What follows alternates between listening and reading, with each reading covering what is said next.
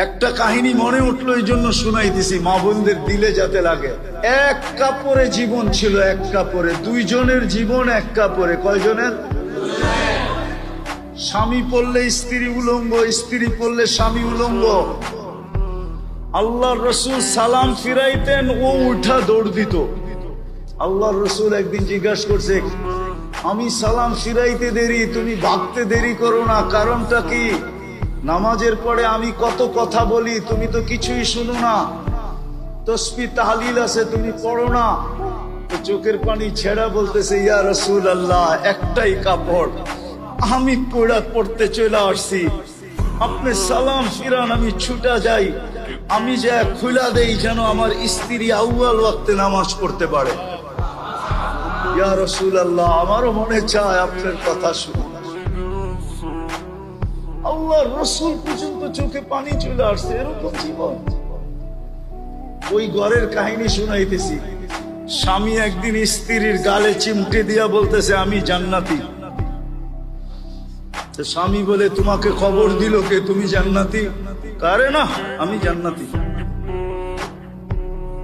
তো তিনবার বলার পরে বলছে, বলো তুমি কি করে জান্নাতি? সবরের জীবন চলতেছে, সবর।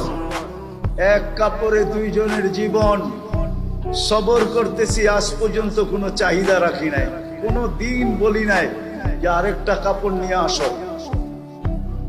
কোনদিন চাহিদা ব্যক্ত করছি? স্বামী বলে না। তুমি যে কাপড় আনো না, এটার জন্য কোনদিন মুখ কালা করছি, অভিযোগ করছি? বলছে না। বলছে সবরের বদলা আল্লাহ বলছে জান্নাত। আমি জান্নাতি, জান্নাতি, জান্নাতি। স্বামীর চেহারাটা কালো হয়ে গেছে, তো গালে চিমটি দিয়া বলতেছে, তুমিও জান্নাতি। আমি জান্নাতি কি করে? আমার মতো স্ত্রী পেয়ে কি খুশি হও নাই? শুকরিয়া আদায় করো না? তো বলতেছে, পাগলি, একবার ডেলি 100বার আল্লাহ শুকরিয়া আদায় করি যে আল্লাহ আমাকে কি ধরায়া দিল, কি পাইলাম আমি।